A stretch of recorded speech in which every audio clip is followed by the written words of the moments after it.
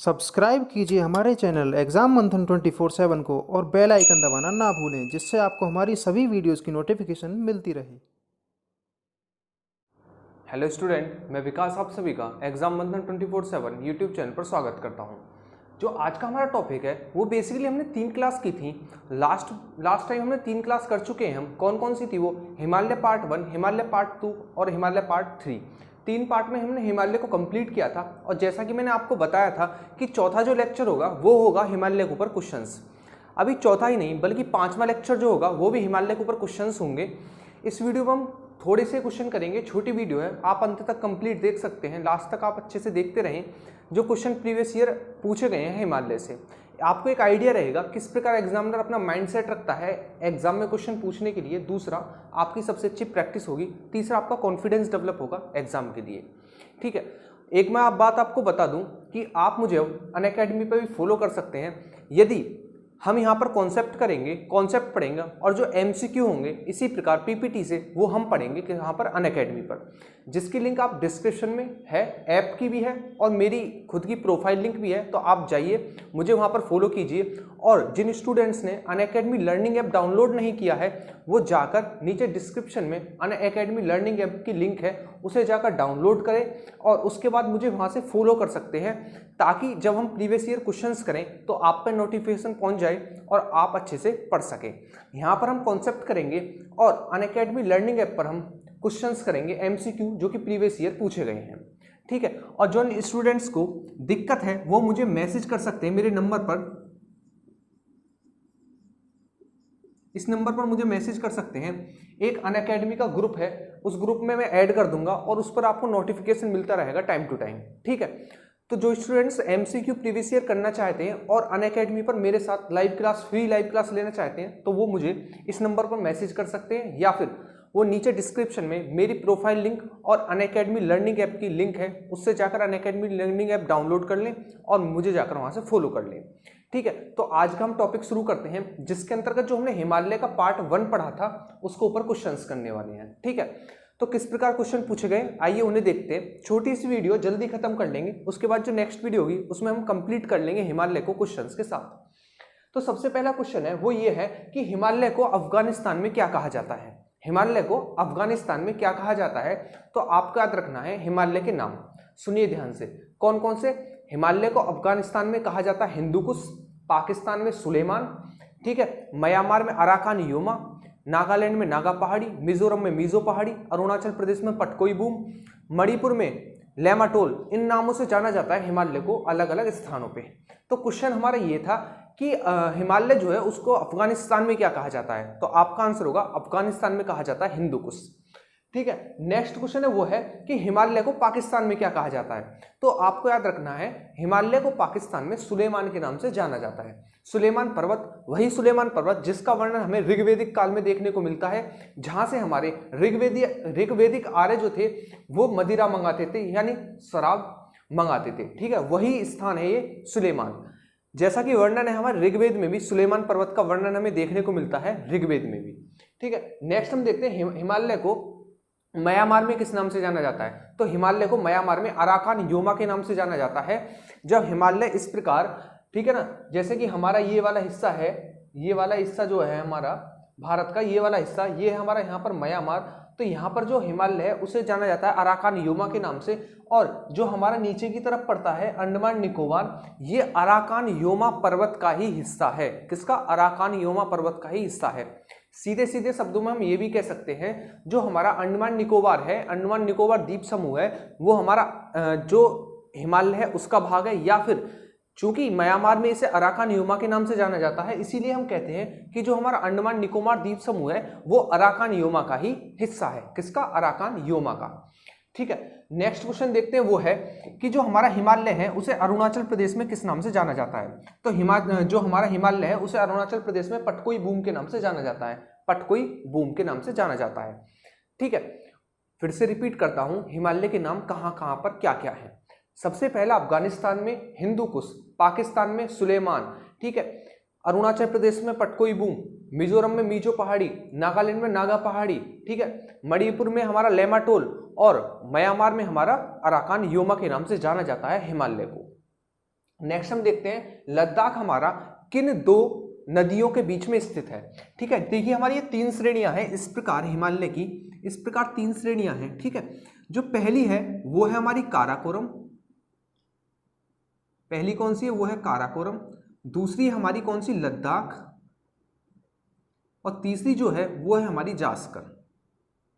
कौन सी? जास्कर। ठीक है, जो ऊपर है यहाँ पर श्योक नदी बहती है, कौन सी? श्योक नदी, और यहाँ से होकर बहती है हमारी कौन सी? सिंधु नदी। यहाँ से सिंधु नदी और ये श्योक नदी। तो जो हमारा लद्दाख है वो किन दो नदियों के बीच में स्थित है? तो लद्दाख हमारा 2 नदियों के बीच में स्थित है। कौन कौन सी? श्योक और सिंधु। श्योक और सिंधु नदियों के बीच में स्थित है हमारा लद्दाख। अगर यहीं से क्वेश्चन बन जाए कि जो हमारा लद्दाख है किन 2 नदियों के बीच में स्थित है, तो आपका आंसर सीधा सीधा होगा श्योक और सिंधु। क्वेश्चन एक और पूछा जा सकता है कि जो हमारा लेह नामक स्थान है वो सिंधु नदी के किस तट पर स्थित है? सिंधु के दाएं स्थित है या बाएं स्थित है? तो आपको याद रखना है ये हमारी सिंधु, तो सिंधु के दाएं तट पर, क्योंकि सिंधु हमारी इस प्रकार बहती है, तो ये वाला जो तट हुआ हमारा दायां हुआ। तो आपको याद रखना जो लेह है हमारा, लेह नामक स्थान है वो सिंधु के दाएं तट पर स्थित है। ठीक है, सिंधु के दाएं तट पर स्थित है हमारा लेह नामक स्थान। नेक्स्ट हम देखते हैं वो है भारत की सबसे उत्तरी श्रेणी कौन सी है? तो भारत की 3 श्रेणियां मैंने आपको बताई, कौन कौन सी? काराकोरम, उसके बाद हमारी लद्दाख और लास्ट में जास्कर। तो सबसे उत्तरी कौन सी? तो सबसे उत्तरी हुई हमारी काराकोरम, उसके बाद हम बात करें मिडिल वाली तो वो ही हमारी कौन सी? लद्दाख, और सबसे दक्षिणी हुई हमारी जास्कर। तो यहाँ पर क्वेश्चन ये पूछा गया है कि जो हमारी हिमालय की सबसे उत्तरी श्रेणी कौन सी है? तो आपको याद रखना है जो सबसे उत्तरी श्रेणी है वो है हमारी काराकोरम, बीच वाली हमारी लद्दाख और सबसे दक्षिणी जास्कर। नेक्स्ट हम देखते हैं वो है कि भारत की सबसे ऊंची चोटी कौन सी है? तो भारत की जो सबसे ऊंची चोटी है वो है हमारी K2। K2 नाम क्यों पड़ा? K से बना हमारा काराकोरम, चूंकि ये जो चोटी थी जिसका नाम था हमारा क्या? K2, ये काराकोरम पर खोजी गई दूसरी चोटी थी, खोजी गई दूसरी चोटी थी, इसीलिए इसका नाम रखा K2 यानी काराकोरम 2। ठीक है, जिसकी हाइट है लगभग 86-11 मीटर।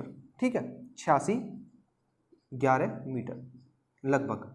ठीक है, नेक्स्ट वीडियो में बात कर लेंगे, एक छोटा सा एक डायग्राम बना लेंगे जिसके अंतर्गत हम ये देख लेंगे कि किस चोटी की कितनी हाइट है। ठीक है, तो आप इसकी टेंशन ना ले, नेक्स्ट जो क्वेश्चंस के ऊपर वीडियो होगी हम इसी पर चर्चा कर लेंगे। नेक्स्ट हम देखते हैं वो है कि हिमालय की सबसे ऊंची चोटी कौन सी है। देखिए यहाँ से 3 प्रकार के क्वेश्चन पूछे जाएंगे। हिमालय की सबसे ऊंची चोटी, हिमालय की सबसे ऊंची चोटी एवरेस्ट, पहला क्वेश्चन। दूसरा क्वेश्चन ये पूछा जाएगा हिमालय की सबसे ऊंची चोटी एवरेस्ट, भारत की सबसे ऊंची चोटी K2, लेकिन हिमालय की भारत में सबसे ऊंची चोटी, हिमालय की भारत में सबसे ऊंची चोटी तो वो है हमारी कंचनजंगा, जो कि हमारी सिक्किम में पड़ती है। ठीक है, एवरेस्ट इसलिए नहीं है क्योंकि एवरेस्ट हमारी नेपाल में पड़ती है। काराकोरम इसलिए नहीं है क्योंकि काराकोरम जो है हिमालय का हिस्सा नहीं है बल्कि ट्रांस हिमालय का हिस्सा है। ठीक है, ये मैंने आपको समझाया था कि ट्रांस हिमालय क्या है। नेक्स्ट जो क्वेश्चन है वो है कि हिमालय की भारत में सबसे ऊंची चोटी, तो अभी मैंने आपको बताया कौन सी है वो, तो वो है हमारी कंचनजंगा। ठीक है, तो 3 क्वेश्चन आप फिर से बता रहा हूं किस प्रकार कंफ्यूज कर सकते हैं कि भारत की सबसे ऊंची चोटी K2 जो कि काराकोरम श्रेणी पर है, हिमालय की सबसे ऊंची चोटी एवरेस्ट जो कि नेपाल में है, हिमालय की भारत में सबसे ऊंची चोटी तो कंचनजंगा जो कि सिक्किम में है। ठीक है, 3 क्वेश्चन यहां से बनते हैं। नेक्स्ट है हमारा राकापोसी शिखर जो है वो हमारा किस श्रेणी पर स्थित है? तो राकापोसी जो शिखर है वो हमारा लद्दाख श्रेणी पर स्थित है। ये हमारी काराकोरम, लद्दाख व जास्कर, इस लद्दाख पर स्थित है हमारा कौन सा? राकापोसी पर्वत। राकापोसी पर्वत जो है, राकापोसी शिखर जो है सबसे तीव्र ढलान वाला शिखर है, सबसे तीव्र ढलान वाला शिखर है। इस प्रकार त्रिभुजाकार है, ऊपर से नोक वाला, सबसे तीव्र ढलान वाला है, सबसे तीव्र ढलान वाला है। इस पर बर्फ जमी रहती है, इस पर बर्फ जमी रहती है। ठीक है, नेक्स्ट क्वेश्चन है वो है कि कारगिल हमारा किस श्रेणी पर स्थित है? जो कारगिल है हमारा वो किस श्रेणी पर स्थित है? तो कारगिल हमारा जास्कर श्रेणी पर स्थित है। कारगिल से आपको एक चीज याद रखनी है कि सर्वाधिक एंथ्रेसाइट प्रकार का कोयला, सर्वाधिक एंथ्रेसाइट प्रकार का कोयला हमारा कहां पर मिलता है? तो कारगिल में मिलता है। और कारगिल हमारा किस श्रेणी पर पड़ता है? तो कारगिल जो है हमारा किस श्रेणी पर पड़ता है? जास्कर श्रेणी पर पड़ता है।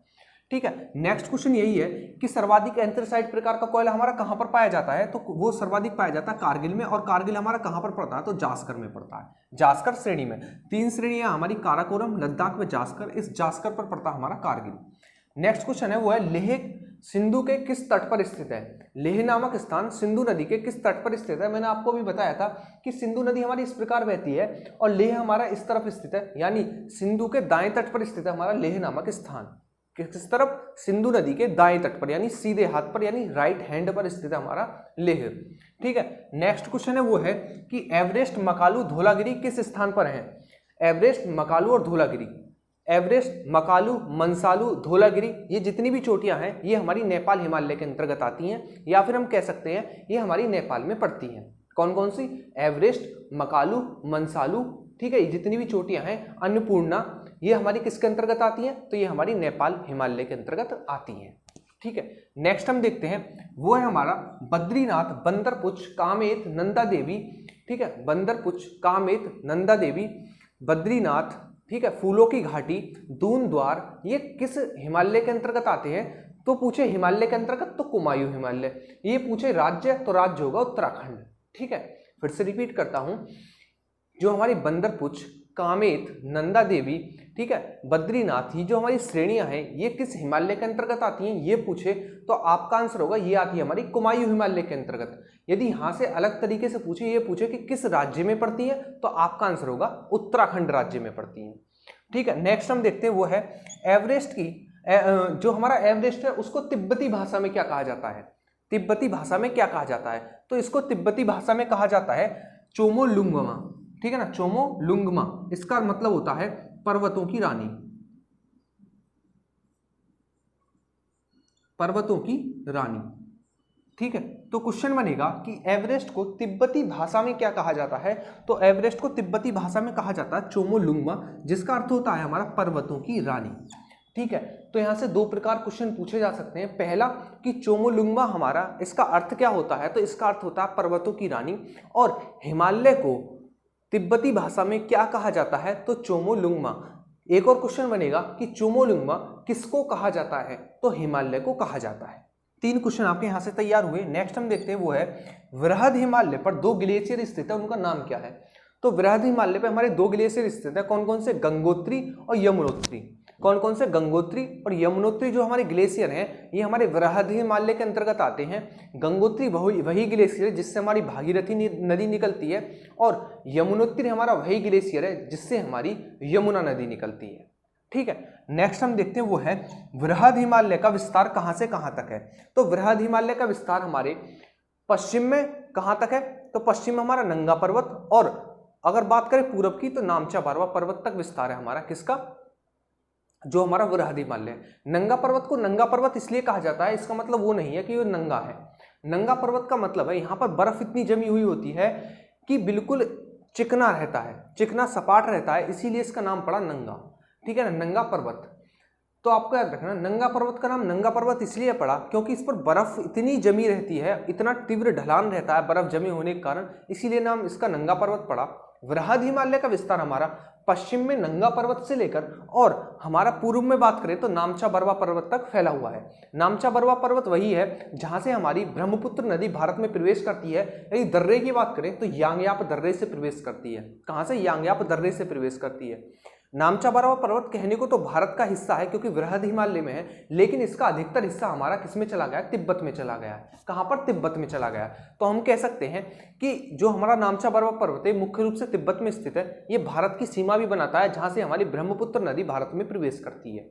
ठीक है, तो ये थे हमारे क्वेश्चंस आज के। नेक्स्ट वीडियो में हम हिमालय को कंप्लीट कर लेंगे क्वेश्चंस के साथ।